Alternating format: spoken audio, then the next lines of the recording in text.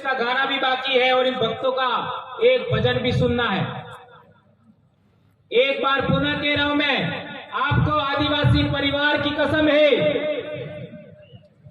पुनः बैठिए। जहां तक मेरी आवाज जा रही है, आदिवासी परिवार के बच्चे जल्दी से जल्दी पंडाल में वापस आ जाए।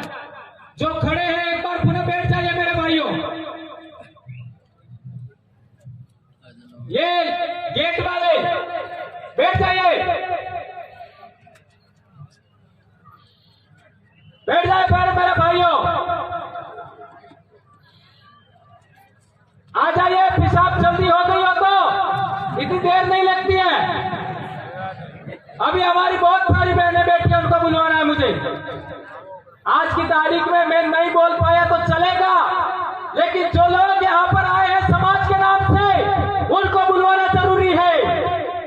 हम तो बार बार बोलते रहते हैं और ये कारवा आज आप सब लोगों ने मिलकर के खड़ा किया है। यहाँ पर हम लोगों को न्याय बैठक कायम करनी है। पूरे देश के आदिवासियों का हाई कोर्ट, सुप्रीम कोर्ट यहाँ बनाना है हम लोगों को। इसका आपका यहाँ पर देखता होगा मेरे भाइयों। दोस्तों 2012 में हम लोगों ने यहां पीछे एक नेजा गढ़ा था। एक बाबा जिसका नाम सुना होगा, बालेश्वर पीरा, वे आए थे और वे चाहते थे कि बेड़ेश्वर की गादियां आदिवासियों की है, तो बेड़ेश्वर की गादियों पर आदिवासियों के लिए कुछ होना चाहिए। 2012 और आज 2022, 10 साल गुजर गए, तब जाकर के हम लोग यहाँ पर आए हैं। यह सपना हमारा आज साकार होने की ओर है। आप लोगों से विशेष अनुरोध है, आप लोग जल्दी से जल्दी वापस यहाँ पर बैठ जाइए।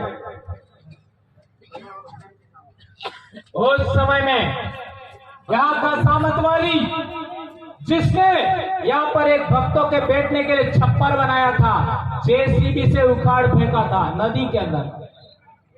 क्या मैं सही कह रहा हूं? जेसीबी से उखाड़ फेंका था। आज 19 तारीख से जेसीबियां चल रही है 5-5। किसी की औकात है कि इन जेसीबियों को रोके? यह है कार्यों का राज। एक बार आरसी बामनिया फ्रॉम गुजरात से एक बार जोरदार ताली बजाइए उसके लिए, जो फीमेल सिंगर है और खुद गाना गाती है।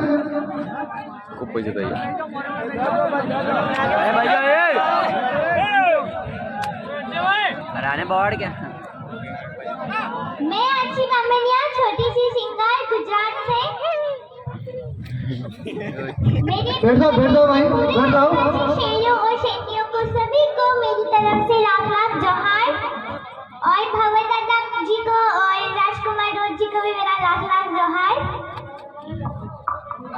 मोबाइल से भेजिए, आपको रिकॉर्डिंग मिल जाएगा भाइयों। आदिवासियों ने पहली बार बेड़का की लड़ाई लड़ने के लिए, ये घटना में उदाहरण दे रहा हूं, 1860 के आसपास। तो क्या पहले समस्या नहीं थी? बिरसा मुंडा का वो गुलाम, जब उन्होंने कहा था कि हमारी जल जंगल जमीन पर हमारा हक है, और जितने बाहर से आए हैं, चाहे वो अंग्रेज हों, चाहे वो यहाँ के सामंती जमींदार हों, वो सब टिकू हैं, और इन टिकू के खिलाफ हम उलगुलान करते हैं और अपने मूल निवासियों के हक के लिए लड़ेंगे। बिरसा मुंडा ने क्या इसीलिए लड़ाई लड़ी थी कि आज 75 साल बाद इस मुल्क के सुप्रीम कोर्ट में आपके जज ही ना हो? आप, मैं दिल्ली विश्वविद्यालय से आया हूं भाई, और आपसे कहने आया हूं कि आपके प्रोफेसर वहां नहीं है। 92 कॉलेज दिल्ली यूनिवर्सिटी के हैं, उसमें से एक भी कॉलेज का प्रिंसिपल कोई आदिवासी नहीं है। ये किसका देश है भाई? न जज हमारे, न वकील हमारे, न डॉक्टर हमारे, न इंजीनियर हमारे, और रोज ये कहते हैं हिंदू मुस्लिम के खिलाफ लड़ाने के लिए। अरे हमारे पुरखों को जब मौका मिला, सिद्धू कानू तिलका माझी को, बिरसा मुंडा, जयपाल मुंडा को, अंग्रेजों के खिलाफ भी बगावत की थी। आज वो लोग शासन कर रहे हैं जो अंग्रेजों अंग्रेजों से माफी मांगते थे। पहचाने कि नहीं? अंग्रेजों से माफी मांगते थे ना। अंग्रेजों से जो राजा महाराजाओं के इतिहास पढ़ाया जाता है, और हमारे यहाँ खड़ी गम्मो कहते हैं, मूंछ पर राजस्थान को ताव देते हुए कहते हैं कि राजपूताना शान है। अरे भाई, तुम्हारी तलवार को जंग लग गया था क्या जब इस देश को सब गुलाम बना रहे थे? तुम झूठा इतिहास पढ़ाते हो केवल राजपूताना रे किस बात का? अगर इस देश के मूल निवासी न होते तो ये भारत हमेशा गुलाम बना रहता। हमने लड़ करके इस मुल्क को आजाद बनाया, और इसलिए मैं आपसे केवल गुजारिश कर रहा हूं, एक तो ये बात मानकर चलो। आप बताओ, आपके सरकारी स्कूल बर्बाद हो गए कि बचे? बर्बाद हो गए कि नहीं? आपके सरकारी स्कूल में मास्टर जितने होने चाहिए उतने हैं क्या? वहां बिल्डिंग है क्या? वहां पानी शौचालय है क्या? स्कूल बर्बाद कर दिया, पढ़ाई खत्म। जब पढ़ाई खत्म हो जाएगी तो बिरसा मुंडा को पढ़ेगा कौन? सिद्धू कानू को पढ़ेगा कौन? और भारत के संविधान को कौन पढ़ेगा? और जब आपके बच्चे पढ़ेंगे नहीं ना, तो कल को बेड़का धाम को कोई बड़ेश्वर धाम बना देगा और हम आप कुछ नहीं कर पाएंगे। शिक्षा अगर नहीं मिली तो हमारी पीढ़ियां गुलाम पैदा होंगी। इसलिए इस राजस्थान के लोगों, इस भारत के मूल निवासी लोगों, इस देश के दलित पिछड़े आदिवासी लोगों, एक संकल्प लो कि चाहे कुछ भी हो जाए, हम अपने इसको घर के लड़के और लड़कियों दोनों को स्कूल भेजेंगे और पढ़ाई करेंगे ताकि आने वाली पीढ़ी गुलाम न पैदा हो। और दूसरी अपील करके इस बेड़का टापू पर हार्दिक जोहार, स्वागत। आपने समय निकाल करके यहाँ पर इस कार्यक्रम को सफल बनाने का प्रयास किया, इसके लिए आप सबका लाख लाख जोहार, आभार।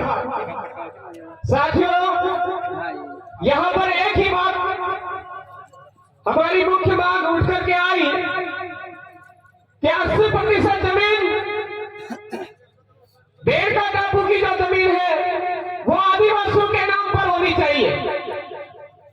लेकिन साथियों, हमको पता होना चाहिए कि जिस दिन से इस देश का नाम भारत नहीं पड़ा था, उस दिन से हम यहां रह रहे हैं। भारत नाम तो बाद में पड़ा है।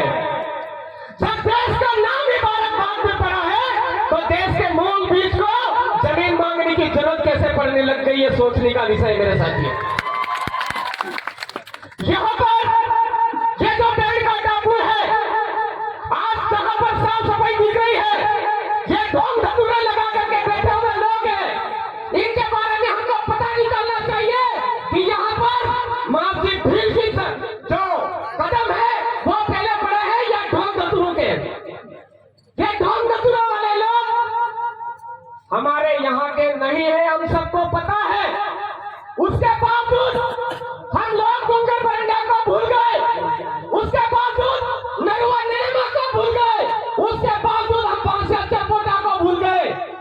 हमारे बाप दादाओं ने हमको अधिकार दिया है संवैधानिक लड़ाई लड़ने का, लेकिन अगर संवैधानिक लड़ाई नहीं मानता है तो हमारे डूंगर बरंडा के हथियारों को भी गोल टारगेट करके रखने की जरूरत है, हमको समझने की जरूरत है। नरुआ नेमा के हथियारों को गोल टारगेट करके रखने की जरूरत है। बेड़का की जमीन अपने आप खाली मिलेगी। पांसे चपोटा के हथियारों को अभी गोल घेरा बना करके रखने की जरूरत है। आज नरुआ नेमा के वंशज है, उन सबको समझने की जरूरत है कि नरुआ नेमा के हथियारों के वंशज कितने लोग हैं, उनको गोल घेरा बना करके रखो। बेड़का टापू अपने आप खाली मिलेगा मेरे साथ।